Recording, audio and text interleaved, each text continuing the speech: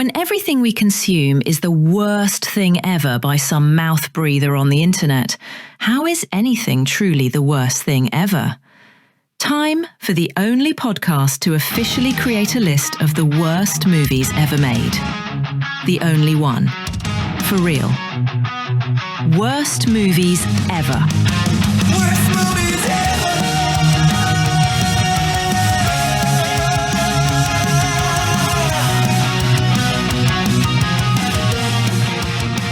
Welcome back after an extended little break here, listeners of Worst Movies Ever. As I said in the last episode, we're going to be free-flowing this from now on, schedule-wise, so thank you for sticking on. I've noticed a lot of activity on the Instagram page, which is quite shocking to me. Almost every single day I'm seeing new people pop up on there, and I haven't posted in months. So thank you and welcome in. And hopefully those of you at the Instagram page are coming over and actually listening to the episode. If not, enjoy what I post, which isn't very much, but is what it is. That's what social media is, right? It doesn't necessarily mean that there's actual listener engagement happening. You're just enjoying me posting about the new episode. So it is what it is. But today we're going to be talking about a movie that I watched a few weeks back, and life has kind of gotten away from me when it comes to doing this podcast a little bit because there's been some changes in my household and I really haven't had the time to sit and dedicate towards doing anything that kind of requires me to have a personal space. So I appreciate you guys hanging on. I didn't mean for this to take so long to get to because I did literally after I recorded the last episode watch today's movie Spiral, co-directed by Joel David Moore and Adam Green of Hatchet fame, literally the same week. So it's been a number of weeks since I've watched this movie. But this is one of those movies that I've had on DVD for years. It's literally sat in my collection forever, mostly based on word of mouth. I got it at one of those sales where a video store was clearing out their shit. I know you've heard me say this in the past, but I'm going to say it again for those of you out there that don't necessarily listen to every episode of this podcast. But why? Just kidding. I don't really. Do what you want to do. But this is one of those that I've been meaning to get to for a while because mostly it sounded like something I'd be into. The majority of what Adam Green has put out really hasn't been for me. I know I'm a horror fan, and I know that I'm into silly kind of farcical big monster movie kind of horror flicks that don't take themselves very seriously. And Adam Green has done a bunch of Hatchet movies, right? And those movies aren't necessarily serious horror films, right? Maybe I've taken them the wrong way. Are they supposed to be serious? I didn't think they were. But I've never been a big fan of those movies, mostly because, as I've said before on the podcast, I'm just not a slasher movie fan in any way. But I've always kind of dug Adam Green's middle finger spirit when it comes to this kind of stuff. And I've enjoyed his podcast in the past with Joe Lynch. But personally, his work really hasn't done much for me, except for 2010's Frozen. I really liked that movie, so I knew that there was something, and I don't know what just happened to my voice there. That was fucking weird.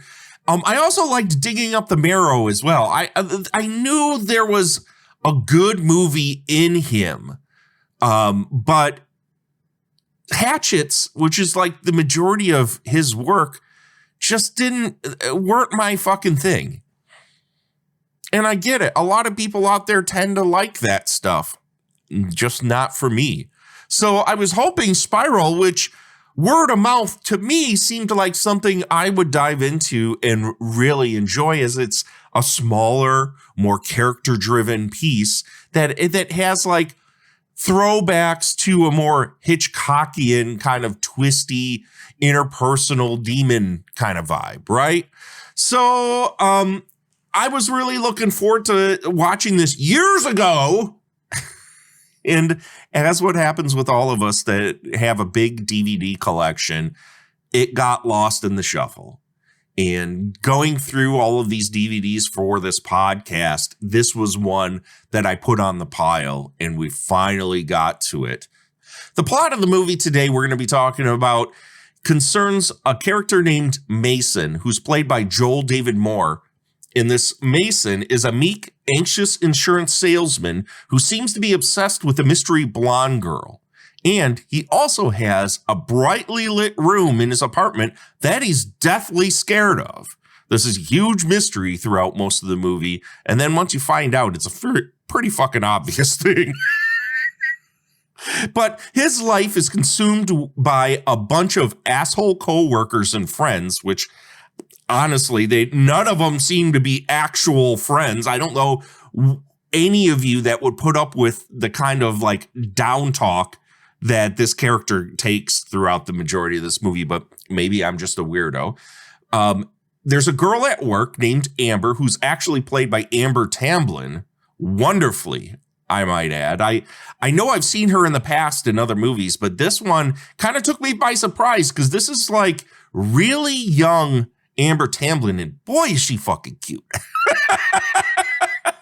Anyways, moving on. She's a woman at work that starts to pay attention to him, but soon feels like something may be off about Mason. Is Mason having a psychotic break or just messed up about some familial drama? Spiral, in like the pantheon of all the movies we've done here on the podcast, it kind of is a 50-50 kind of thing for me. What I mean by that is that by all means, is this a movie that should be right in my wheelhouse? I love small, low budget, kind of like mid to low budget character horror films. Like those kind of things that are just kind of quiet and they kind of build to some sort of climax and are also slightly surreal in a way and mess with time and space and aren't necessarily linear.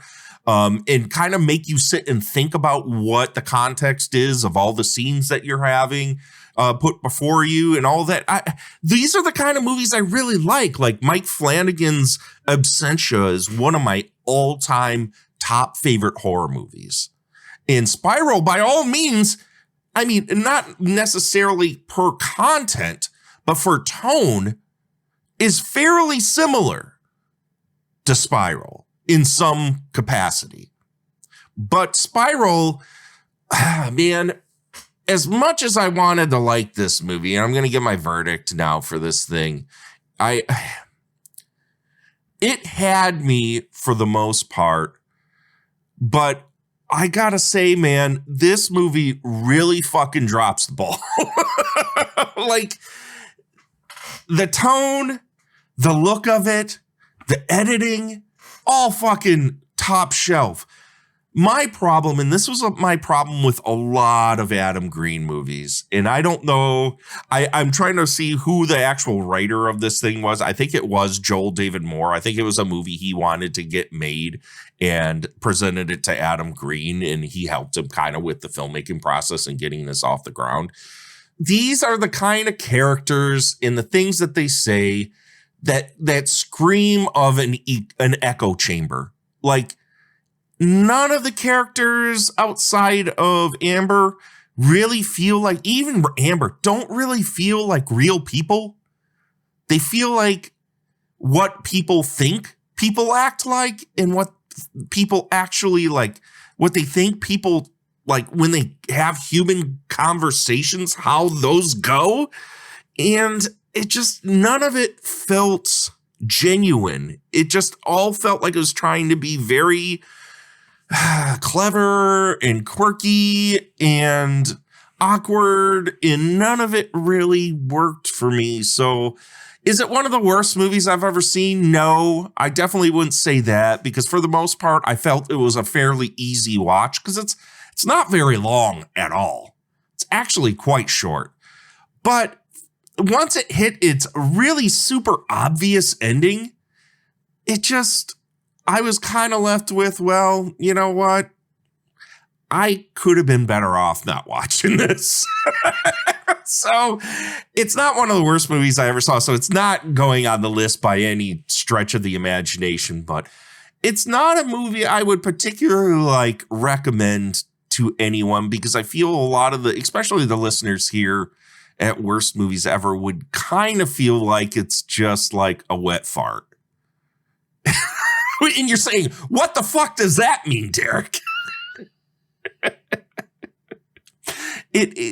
Imagine, you watch those movies where you're slightly invested in it, and it seems like it's trying to, pull its punches in a way that's going to reveal itself in some big twist toward the end. And then when that twist happens, you kind of knew what it was at the beginning of the movie. So it's not a twist in any way. And you're kind of left with, well, that was fucking pointless. That's it. It's kind of like, you knew this fart wasn't going to be good, but you still did it anyway. And then it ended up being wet. And that Spiral, I feel terrible saying it like that. Because this isn't an awful movie by any means. Let's get to the good, the bads, and the what the fucks. What is good? As I said before, the movie looks great.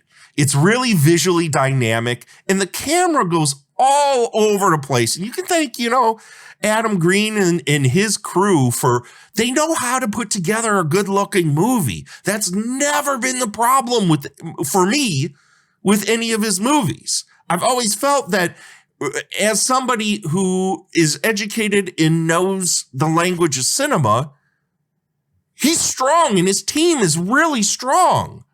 The edit is perfect. I really think they did a great job with this on a technical level.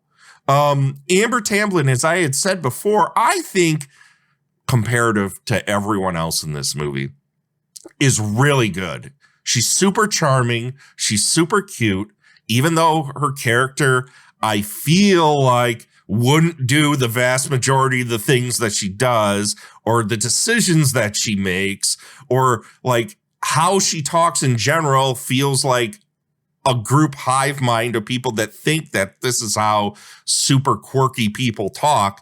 But I feel with what she's given, she's a good presence on screen. And every time she was on screen, I was invested.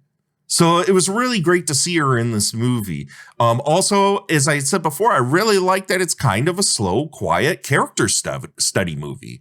These are the kind of movies that, in between the cacophony of all the other bullshit that we sit and watch on a daily basis via, the TV shows that are thrown at us, or the YouTube, TikTok videos, and the big budget, Hollywood movies that just have $1.5 million special effects that oversee plot or story on a daily basis. Anything that we see now at the movie theater. Let's take, for example, have you seen the reviews for this new Super Mario Galaxy movie? How everyone's complaining that a Super Mario Brothers movie has no plot and it's just visual eye candy and fan service? What the fuck did you think it was gonna be? Did you see the first fucking movie? Anyways, not to get too far down that rabbit hole, but you know how vast majority of things out there kind of have this? I like taking breaks down these indie films where they're just quiet and they're more about tone and atmosphere in small worlds for the characters. And I love that kind of thing. And that's exactly what Spiral is. And one more good thing that I'm going to say before we get to the bads, which unfortunately for this one, I had a lot of bads. There's a scene in this movie where when Mason and Amber, our two lead characters, go out on kind of a date. They're starting to get to know each other because the Mason character is this super awkward dude who obviously has mental issues and went through some trauma with his family in the past and lives alone and is an artist, and he works at this insurance company with his friend who's a complete and utter fucking dick to him, and he's the manager, a womanizing dick. And why these two would ever be friends, I have no fucking clue, because the one dude treats this guy like absolute shit, and Mason is an absolute fucking train wreck of a person. How he would even function in a corporate environment, I have no fucking clue. But anyways, let's get down to this scene that I really liked in it, where Amber and Mason are starting to get to know each other.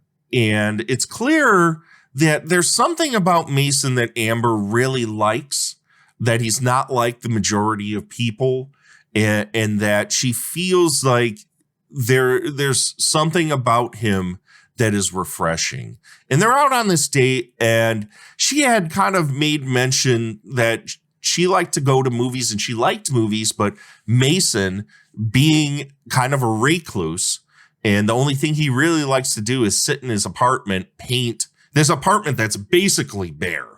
Sit in his apartment, paint, and listen to quote unquote jazz music. We'll get to this later.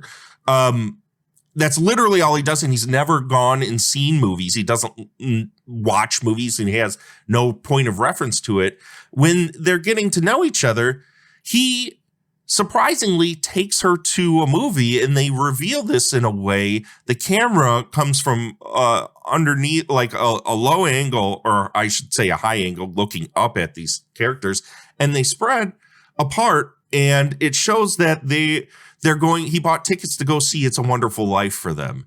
And the way that this sequence goes about, the edit and everything, it's kind of fanciful and wonderful in a movie that for the most part is so understated. And it was such a charming little sequence that I was quite surprised by it. And Amber Tamblin's reaction during this, it feels so genuine and real in a way that I was kind of like, after that point, I was super invested into what was going to happen with her character. I kind of knew what was going to happen, but that's for our next section, the bads. What is bad? As I said before, his best friend at work, who's the manager, the womanizing manager, is played by Zachary Levi. And this dude is a total fucking dick.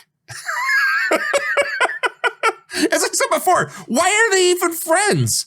Everyone in this office treats Mason like an absolute fucking piece of shit that's beneath them. And I mean, I hate to say justifiably so, because nobody deserves to be treated like absolute, secondhand garbage. Let's be clear about that.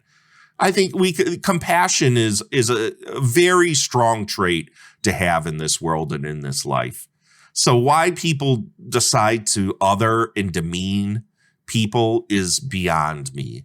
But again, as I had said before, Mason feels like there is something very mentally off about him that I don't know how he would even have a job in a call center for a corporate entity the way he does in this movie.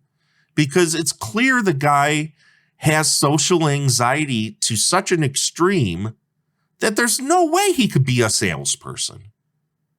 So how Zachary Levi's character has keeps and continues this friendship that clearly is so one-sided and treats him like such garbage felt so fucking forced that I just couldn't be invested in it. Every time Zachary Levi, who's a guy I actually enjoy watching, every time he's on screen, I'm like, oh, this fucking dickhead again.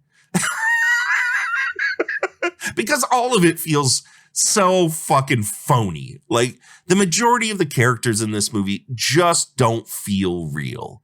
And a lot of the conversations that they have just don't feel real. And I, unfortunately, that's how I feel about a lot of modern horror, even though this is not a modern horror movie. Obviously, at this point, it's 19 years old. So it's not I wouldn't consider this a modern horror movie. But even having said that, a lot of stuff that's like on Shudder, which I heard is actually going under and it's not going to be around much longer. Maybe I'm wrong about this, but that's what I had heard. A lot of the stuff, like the small indie stuff that gets put onto there, suffers from this same thing where the creators just feel like they're far more clever than they actually are. And I can't get invested in kind of like the performative arrogance that's in a lot of these movies. And they just don't feel like I can't get invested in a serious horror movie with a bunch of shit that just feels like people writing what they think people are like. You know, it just, I don't know. I check out. I'm all about camp. I'm all about let's get silly and let's go over the top. But when you're trying to like get me to be invested in reality, like and empathize with the character in a way that I feel is sincere and genuine. And then you have just all of this really quippy, forced, arrogant, silly shit that just rings like, oh man, isn't this really cool dialogue? Like it just falls flat for me. And that's what like the vast majority of the stuff here is like. Let's get to Amber and some of the problems I did have with this character in general. Why would she even be ever remotely interested in this guy that can't even look her in the eye, won't even talk to her? It's the entire relationship seems so forced. In the entire movie, he gives serial killer vibes in their whole relationship. Once they start to like have a relationship in this movie, everything about him, from the way he holds himself next to her, the way he won't even look at her in the eye when they talk.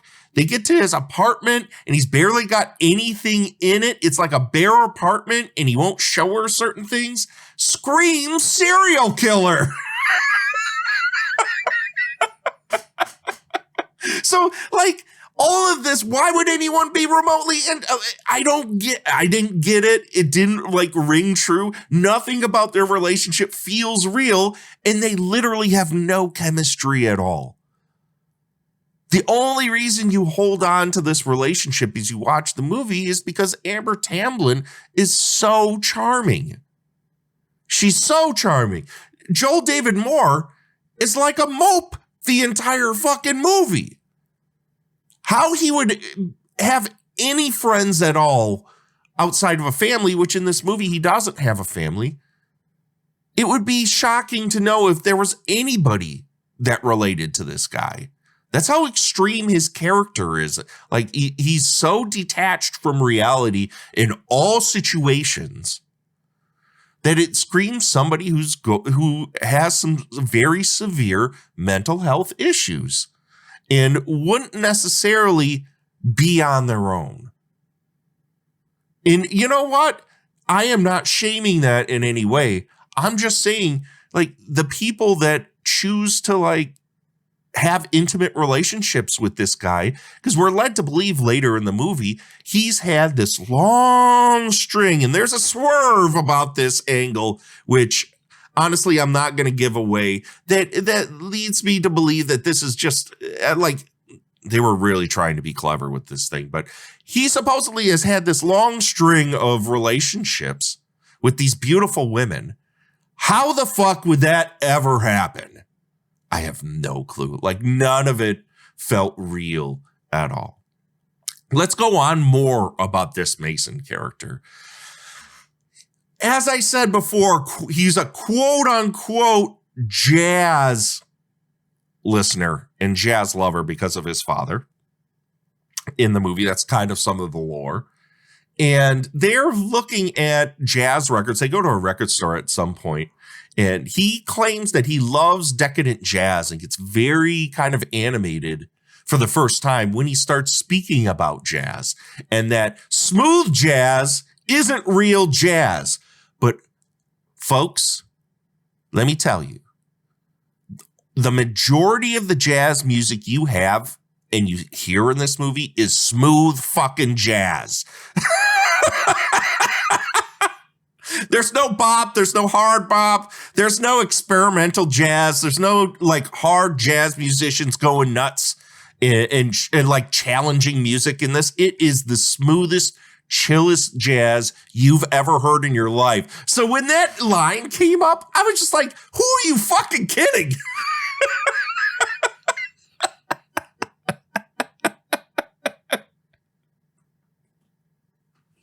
And of course, this movie has like this angle where Mason, they don't explicitly state that he has asthma, but every time he has like an anxiety break, he starts like inhaling.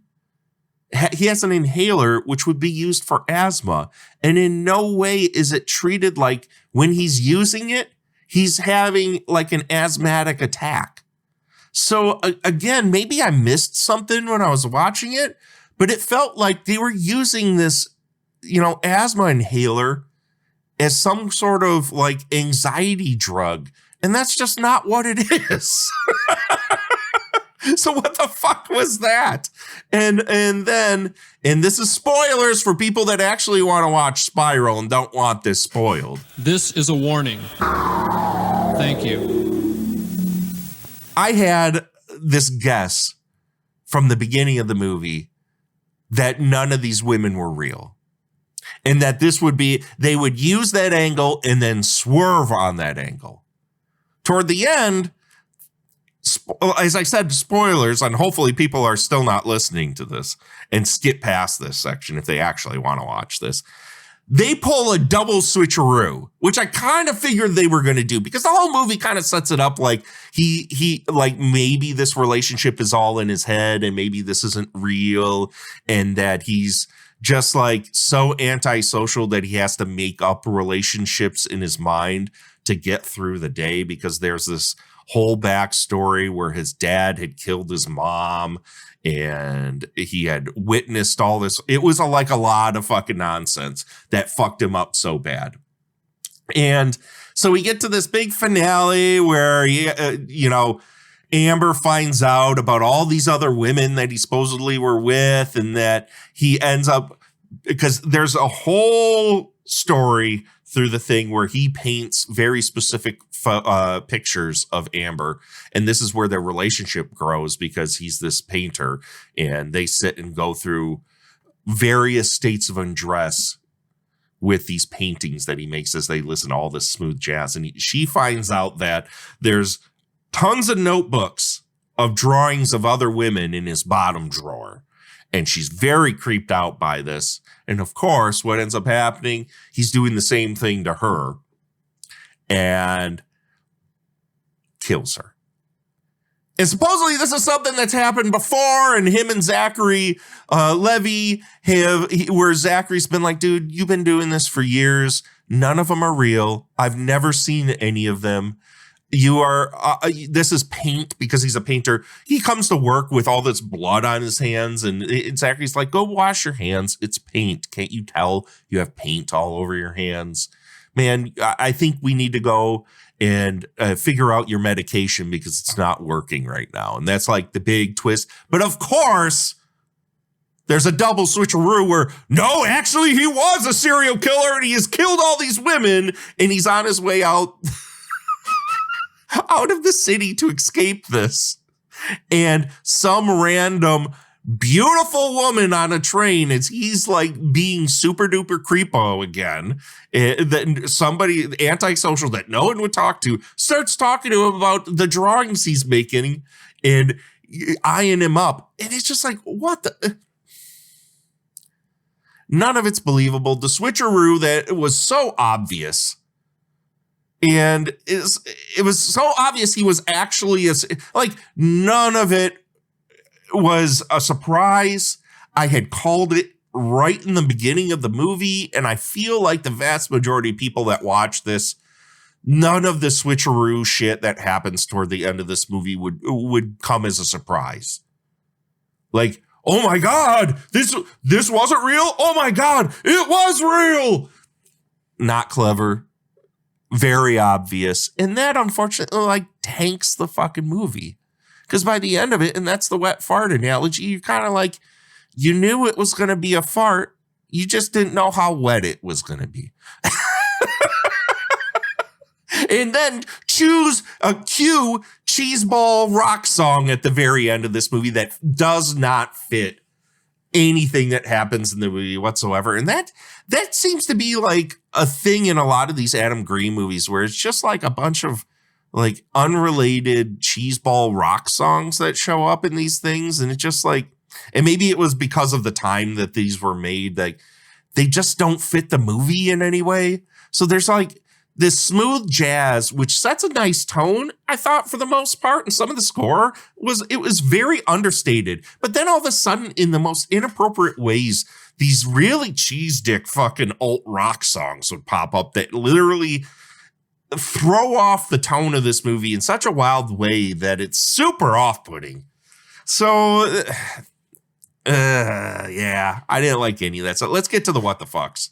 What the fuck is that? Throughout the movie, Mason is shown with paper bags and he's constantly carrying his own lunches, which are essentially like, I don't know if they were supposed to be peanut butter sandwiches, but they literally just looked like bread sandwiches. There was nothing in these motherfuckers. So what the fuck? Why is he eating bread sandwiches? Like constantly. This dude is carrying in every scene a fucking paper bag with a bread sandwich in it.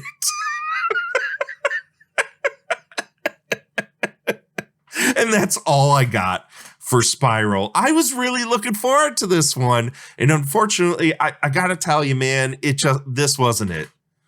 This wasn't it. It felt like there was a kernel of something there.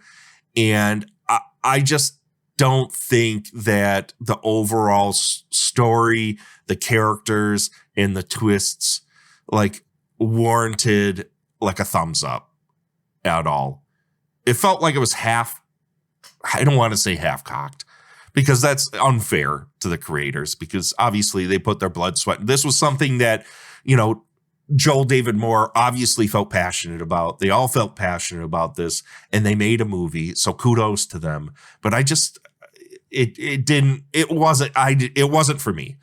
I didn't really end up walking away glad that I watched it. It was something that I watched and that's just about it. Maybe you guys might like it. I know there are fans of this movie out there, but I felt pretty let down by the end of this because it was just so obvious. So that's all I got. Next episode of Worst Movies Ever, we're going to be getting to a movie that's been on the Patreon list actually for quite some time, but I decided I was just going to do it here on the regular podcast. Die Hard Dracula. So for a complete 180, 360, whatever degrees turn you want to take from Spiral. I've seen some of this movie, and let me tell you, it's fucking bonkers. And that's what we're going to be talking about next episode. So again, thank you for sticking around and joining me on this strange film journey. We'll be back soon. Bye. Worst Movies Ever podcast is executive produced by Vaughn Kuhlmeyer and Shannon Smith. For more Worst Movies Ever, and to make the Doctor watch your worst movies ever, subscribe to the Worst Movies Ever Patreon at patreon.com/Worst Movies Ever. There you will get a monthly exclusive WME podcast plucked from the user-generated film list, randomized episode to episode. Until next time, celebrate trash at all costs. Toodles.